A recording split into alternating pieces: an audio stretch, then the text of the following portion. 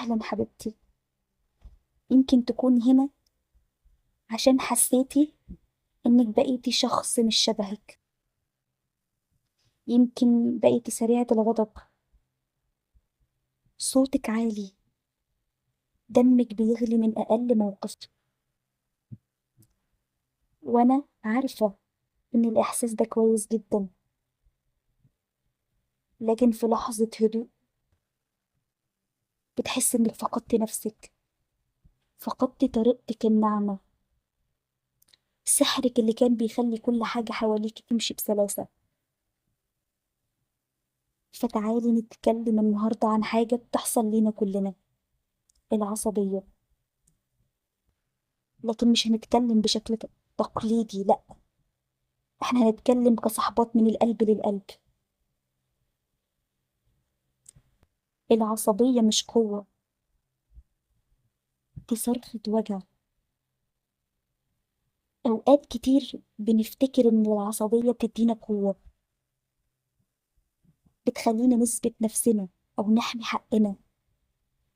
لكن الحقيقة العصبية بتصرف من طاقة الضعف، من القهر، من التراكم، من التعب اللي مكتوم جوانا. الأنثى مش محتاجة تعلي صوتها عشان تتسمع، ومش محتاجة تثبت حضورها بالعصبية. صدقيني يا حبيبتي، العصبية بتسرق منك سحرك. لما بتتعصبي وشك بيتوتر، ملامحك بتقفل، طاقتك بتتبدل، وكل حاجة أنثوية فيكي بتتوارى. الموضوع مش بس في الشكل، الموضوع في الطاقة اللي طالعة منك، في النور اللي بيطلع منك ويختفي لما تغضبي. والأسوأ إنك بتتحولي تدريجيا لنسخة مش شبهك، وده أكتر شيء بيستنزفك.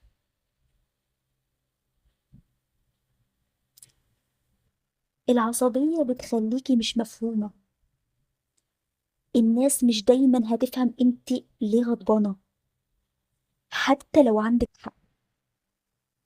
العصبية بتشوش الرسالة، بتخلي الناس تركز على رد فعلك مش على مشكلتك. فبدل ما انت توصلي بتخسري أرضيا. طاقتك الأنثوية أقوى بكتير من الغضب، فليه تختاري الغضب؟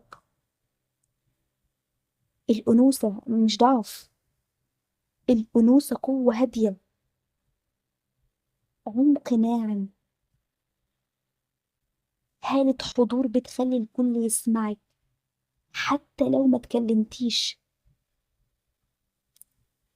لما تهدي وتختاري الرد برقي، وقتها بتكوني صاحبة تأثير حقيقي،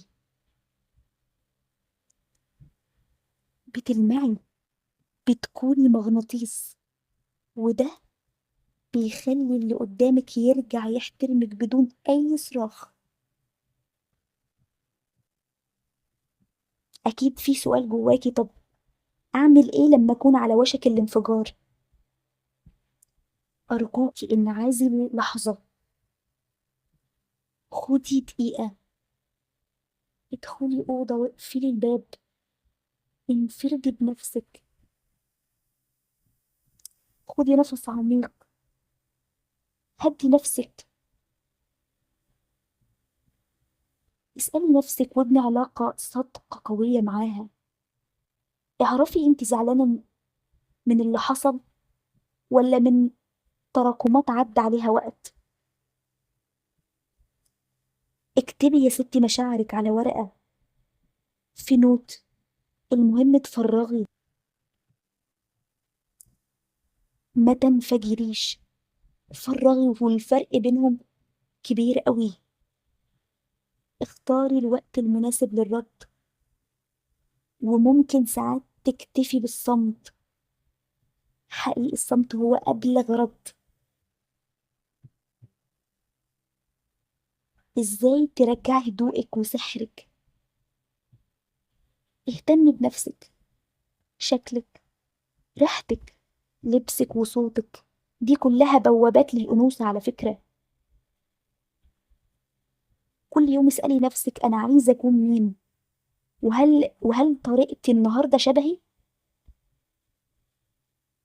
امشي بهدوء في الطبيعة، ده بيوازن الجهاز العصبي جدا وبيفتح لك قنوات الصفاء. هدي حالك، هو ده أكتر حاجة هتفرق معاكي. العصبية مش جزء منك، دي مرحلة وهتعدي.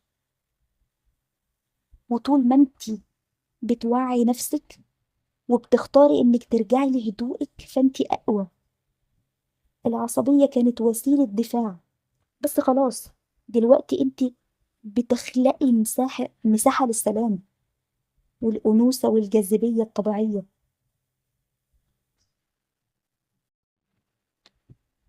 وعايزاكي تفتكري دايما إنك مش مضطرة تكشري عشان توصلي كلامك، مش محتاجة صوتك يعلى عشان تتفهمي. النعومة مش ضعف، والهدوء مش تنازل، والسحر اللي جواكي عمره ما راح، هو بس اتغطى بطبقات من التعب والضغط والمواقف. دلوقتي انتي قدامك اختيار جديد، اختيار انك ترفعي السلام جوه قلبك وتفتحي صفحة مع نفسك وترجعي للمكان اللي فيه كنت بتضحكي من غير ما تعتذري، وتمشي من غير ما تبرري، وتكوني أنثى بكل ما فيها من رقة وعمق وسكون. كل مرة هتختاري الهدوء بدل الانفعال، كل مرة هتردي بلطف بدل الهجوم، وكل مرة تستكيني باتزان بدل ما تتكلمي باندفاع. صدقيني هتلاقي الحياة بتستجيب ليكي بشكل مختلف. الناس هتبدأ تشوفك من تاني، بس المرة دي بنظرة احترام ودهشة وانجذاب حقيقي. خلي في بالك دايما الأنوثة مش صوت عالي، الأنوثة صوت هادي بس حقيقي ليه صدى طويل. هتحسي إنك بتتنفسي لأول مرة، وإنك رجعتي تحضني نفسك بدل ما تحاربي الدنيا.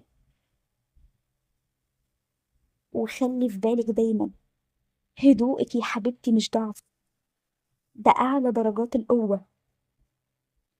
ورجوعك لأنوثتك مش شيء عادي، دي رسالتك وسحرك وهويتك. تابعيني وخلي رحلتك للنضج والراحة والنعيم تكون معايا، لأنك تستحقي تعيشي الحياة من مكان ناعم هادي مليان هيبة وأنوثة وسلام.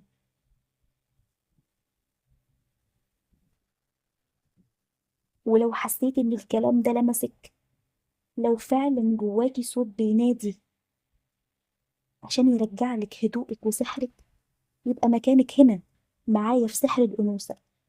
اشتركي في القناة وفعلي الجرس عشان طول الوقت يوصلك كل مرة جرعة حب، وعي ونعومة تفكرك بنفسك الأصلية الجميلة الساكنة اللي كل حاجة فيها ماشية على إيقاع أنوثي بل ملوكي. وهتلاقي معايا جلسات، خطوات عملية، تأملات وأسرار، حاجات مش بس بتسمعيها، دي بتعيشيها، بتغيرك من جوه.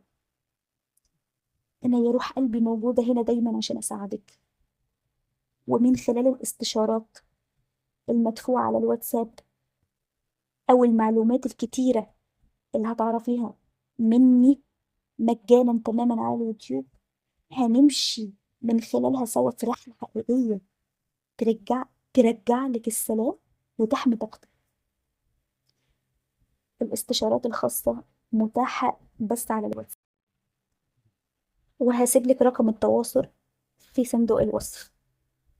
وآخر حاجة عايزة أقولها لك من قلبي لقلبك، كوني دايما بخير يا ملاك، لأنك تستحقي.